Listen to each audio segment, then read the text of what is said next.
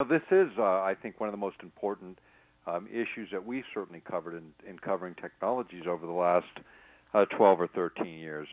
The idea of controlling the mind for, beneficial or other purposes is really a lot of material out there, a lot more than we expected as we began to write this story.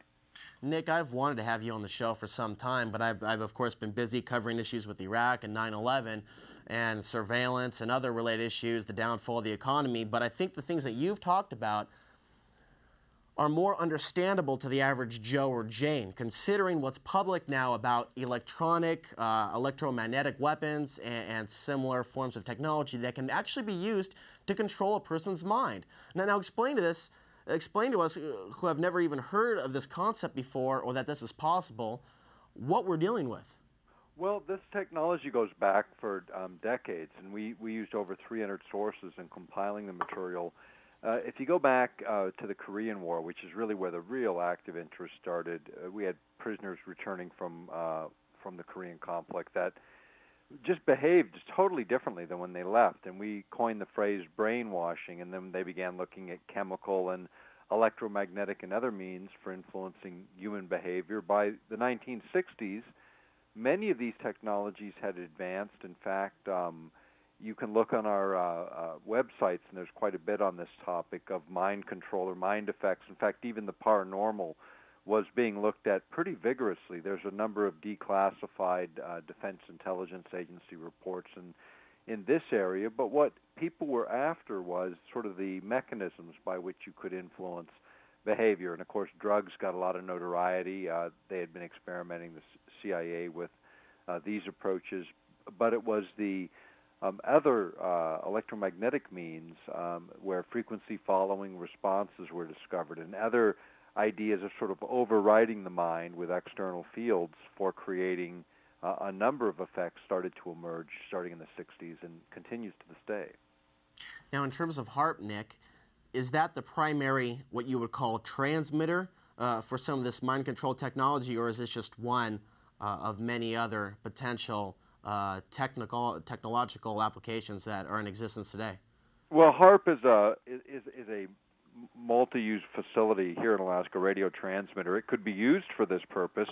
There are much different ways to use it and use this type of technology. In fact, there's a great article called the Mind Has No Firewalls. It's the U.S. Army War College. It's in their quarterly called Perimeters. They have it online at the U.S. Army War College. But this article gets into any electromagnetic carrier can be used for carrying a signal that can influence human behavior by triggering certain areas of the mind by an external oscillation. And this is one of the things being vigorously pursued, actually continues to be pursued by the Air Force Research Laboratory. There's a great report in their publication, Horizons, Technology Horizons, research, Air Force Research Labs, and it's called Controlled Effects from June 2004. And it talks about developing technologies that allow you to override all of the basic senses, touch, taste, smell, sight, sound, to create very believable holograms or images or hallucinations, if you will. Pretty interesting stuff when you think about how much had to be learned to model that back to a brain, and that's essentially the state of the technology in terms of where it's headed and where it's going, presently. Nick, I'm very impressed with your website, earthpulse.com. You have a lot of documented information there pertaining to DARPA as well. Right. There's a lot on this subject. Even DARPA, does research for the defense agencies, and they do quite a bit in this area. There's actually an RFP that between DARPA and the research lab of the Air Force and a couple of other branches, there's a lot of research being done to look at sort of how to model this, how to recreate some of the things in terms of enhancing human performance as well as degrading it. And this gets into, the whole idea of modeling the brain, and we're getting to the point where our computing power is going to allow us some really incredible three-dimensional real-time imaging, and then being able to recreate very complex signals and feed them into other human beings. And this is the research that's been done over years, but now our resolution, if you will, our ability to tune these kinds of instruments to very fine resolution is really quickly approaching, and for many things already here. Like emotional states are relatively easy to influence. Thoughts or images, that's more complex, but we're almost there. The technologies that are right here in front of us in the next couple of years will probably already be there in terms of the open literature. Nick, I want to take this time now and focus on one particular application of mind control that you want to talk about and discuss over the course of the next 10 minutes. Because there's a lot of information, of course, contained within your books. I guess you're in Portland here not too long ago as well, talking about these subjects. Well, there's a couple of things. One is the whole ethical consideration. And The Economist in May 25th, 2002 actually had a cover story called The Future of Mind Control, and it was really a discussion about the ethics, the direction in which this technology should go. And when you look at the most recent literature on the subjects and sort of where it's headed, there's a RFP out right now from the Air Force, and an RFP is a request for proposal. This one doesn't close until September 30th, 2009, so it'll be active for a couple more years. And what they're looking for is a number of novel weapons incorporating biotechnology. And this is released by the Air Force Research Laboratory. And what this calls for, and I'll just read a one-line quote. It says, the ultimate goal of such research is to develop a fully articulated theory with supporting predictive models that will facilitate the inducement of desired behavioral effects in individuals and groups to the use of non-lethal weapons, unquote.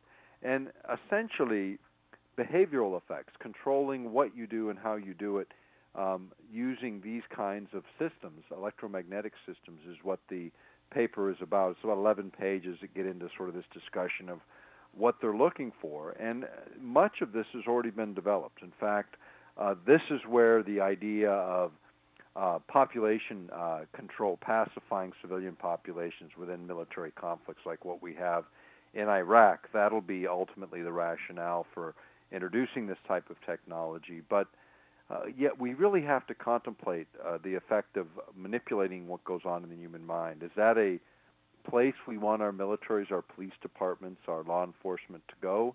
Or is that really off limits, like biological and chemical and other weapons have been declared? The domain of the consciousness, the mind itself, that gives me great concern. It's something that I think all of us, whether we're right or left, have a understanding that thinking freely is sort of the beginning of where it all happens. And I don't think any technology should, without consent, interfere with that process. Nick, why do you think? Why don't you think this issue is being debated right now on the floor of Congress? Well, a lot of it is just public knowledge. I mean, in Europe, we were able to bring enough material into the European Parliament. We actually got a resolution passed there that dealt with this issue, among many other issues in security and disarmament. But in the U.S., I think it's just going to be a little bit slower.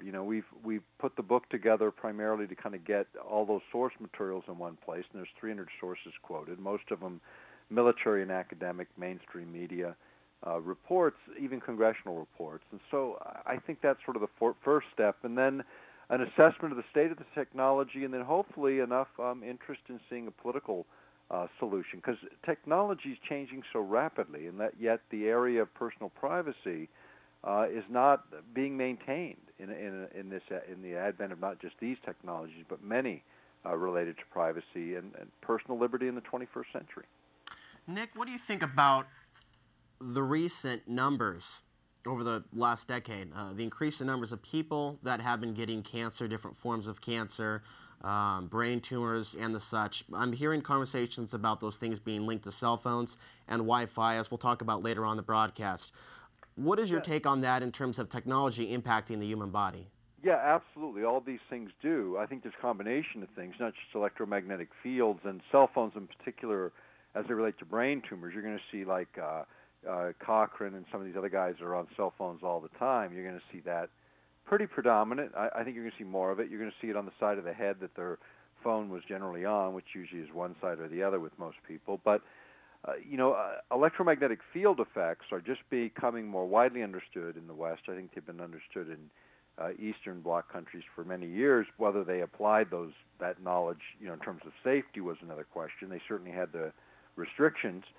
But I think here in the U.S. it's just going to be a slower pull. It's stuff you don't see. You don't see this kind of energy. When you overlay that with 2,500 new chemicals being introduced that are usually not fully tested for their interactive effects, much less their effects when you interact them with electromagnetic field effects. And there's so much in this area. When you look at cancer, stress-related disorders, the systems, the human beings, all of us are stressed in numerous ways, all of which weakens our immune system and makes us susceptible to all kinds of things that normally we might ignore, or our body might be strong enough to ignore. Nick, a couple weeks ago I had Dr. Robert Duncan on the program, and we were talking about this very same issue. I think this is defining what it means to be a human being, at the very least in terms of consciousness. Yeah, and actually, this is the root of what much of the mind control research of this government and many others, I think what they discovered, everyone wants to talk about mind control, controlling people, but ultimately it was what they discovered about human consciousness in terms of what we reach capable of. And I think that scared, I think it scared them, because human beings are capable of much, much more. And occasionally, people pop up that demonstrate these anomalous human capabilities, but they're probably capabilities we all have if we could just learn to master our neurocircuitry. And there are some things coming that I think will allow for that. That's where ultimately I think the human race is headed, and fear and the anxieties of modern culture actually work against that next evolution that I believe we're sitting on the threshold of. That's true, and I also recognize that violence has been around since the beginning of mankind officially. We've always been at war to some degree, but when I read the papers today, Nick, I read these stories about these extreme violent acts that I don't really remember growing up reading. Stories about fathers microwaving their babies, as was in the news last week, and we read a lot of these stories on a regular basis, and I'm wondering, is there something changing? Is there some sort of aversion within the human mind that sometimes creates a climate within the human mind or the human brain to be more susceptible to a violent act? Well, that's possible, certainly, but a lot of it is just conditioning. I mean, if you just think of movies of 20, 30 years ago, they were so different than what we're exposed to today. I mean, we're desensitized in a lot of respects to violence, so things that would be horrible 20 years ago were not even considered, rising to the depths of where we go today. And a lot of that is just the way our culture's evolved. But I think, is it possible to, condition people other ways? Yeah, absolutely. There's plenty of research for this, and we cite dozens of U.S. patents, many, many programs. And the thing about the mind is it's such an incredibly powerful thing. Mostly what limits it is our own belief systems and sort of the way in which we developed our wiring. But all that is can be altered. I mean, actually, just like exercising your muscles of the body, you can exercise your brain in ways using new techniques that are evolving rather rapidly to increase and enhance your performance as a person, whether it's being to meditate or rest or get rid of stress, those things that are really important in this century. Could you continue on that statement, because that's exactly where I was going to ask you next. How can meditation, how can even physical exercise to that degree boost the immune system or boost our consciousness to kind of create this mental, physical, and spiritual, if you will, immune system against this technology? Well, I think there's some things called frequency following response, where the body locks on to external signals, begins to mirror them, unless there's a stronger signal in the near vicinity. You tend to lock onto the stronger one. And a healthy body, a healthy mind, and if you look at people who are experiencing positive emotions and so on, you get very coherent signals within the human brain. If you're experiencing stress, worry, fear, etc., and bad diet, which brings on a lot of that too, you see incoherent brain patterns, the kind that don't lend themselves to the higher levels of consciousness, nor to good thinking or creative solutions. And that's, and if you look around, think about it. I mean, we're on orange alert, red alert, all this nonsense all the time coming at us, and you look at, what messages we receive from our commercials about how we smell, how our breath is, all these things that generate fear and anxiety. And, the news, I mean, all of it. There's an awful lot of that, to the point where people worry about the economy, worry about all this stuff. And it really breaks down our capacity to overcome it. And that's the basic biophysics of it. If you take the measurements and look at what's going on, it's very destructive in lots of ways. And we don't really think about it, but it's measurable. which tells us something about turning that ship around. It's really about what we do, how we act, and I say don't succumb to fear, but be much more directed in terms of what we do. Find those issues that are important, begin to act on them with at least the power that we still have, and maybe just a little bit of this can indeed change. Nick, I want to ask you now, before I let you go, about what you see as far as the future is concerned in the next couple of years. There's been a lot of talk about global warming, and there are different perspectives on global warming, whether it's created by man or whether there's an influence that's actually the sun creating the warming of not only this planet but the rest of the solar system as well. What are your thoughts on that? Yeah, we did a video on this about 1.5 years ago, and actually the sun is a bigger contributor, and it is heating all the planets right now. The other thing that's not accounted for here is undersea volcanics, which release tremendous amount of energy. 1,200 undersea volcanoes are known, any number of which are erupting at any given time in the bottom of the Pacific. And that's just the South Pacific. When you think about this, we wrote about it in '97, I think, when El Nino experiences were happening, and there were some things happening up here that were countercyclic, yet temperatures in the oceans warmed 10 to 15 degrees in one summer. And the only accounting for it could have been exactly what I'm speaking about, because solar radiation hitting the surface of the oceans, most of the heat stays at the surface or dissipates, because as soon as you go right below, the temperature gradient drops dramatically and continues to drop, and heat, of course, rises. Mostly when you think about heat energy being released from within the Earth, 100% of that energy is absorbed. The other things that are occurring is release of huge amounts of methane in the Arctic regions, which are 20 times more powerful than as a greenhouse gas than CO2. And so what you're seeing is a big difference in terms of accelerating cycles based on natural events now being triggered for whatever reason, and I think mostly natural, personally. And I think what we're going to see, if man shut down everything they were doing, which is not realistic and is not going to happen, you couldn't reverse what's going on. We're maybe adding to that right now, but mostly I think nature is contributing the greatest part of this. Now, you've been researching the government for a long number of years, including the availability of oil. And there's also a debate about peak oil. And I heard you actually on your first show that you did on RBN. I clicked onto your website just the other day. And this is actually a story that you opened with, the availability of oil in Alaska. Could you elaborate on that? Yeah, this is another area that a lot of misinformation, tremendous amounts of oil and natural gas here. We have 450 trillion cubic feet of methane hydrate, another 60 trillion cubic feet of natural gas, and they say more oil potentially here than in Saudi Arabia, and yet our pipeline is running at 800,000 barrels a day when it could be running at its peak. It ran 2.1 million. So, most of that oil is exported now out of the U.S. It's a heavier sulfur. Most of the refineries that used to be able to handle it have been changed over. And there isn't enough refining or tanker capacity left in the world to accommodate the oil, even if we could pump it through the pipeline. That's the other bit of this story that's been missed along the way, and that's why everyone's paying so much. It's the world demand and not supply so much. It's just getting it through that refining and shipping corridor, which is too narrow right now. Nick, with all of these things going on, more and more people are emailing me, and I'm sure they're emailing you as well, asking for real solutions. What is something, what do you usually say to a question like that? Well, I think it's political right now still. I think we've got, all these elections are revving up 2 years in advance, and it's time to get on the phone and get out a pen, not an email, but a pen, and write the handwritten notes and take material and start getting in front of these guys and pick a few issues, and pick 2 or 3 issues, make those the themes for the next year, and do it.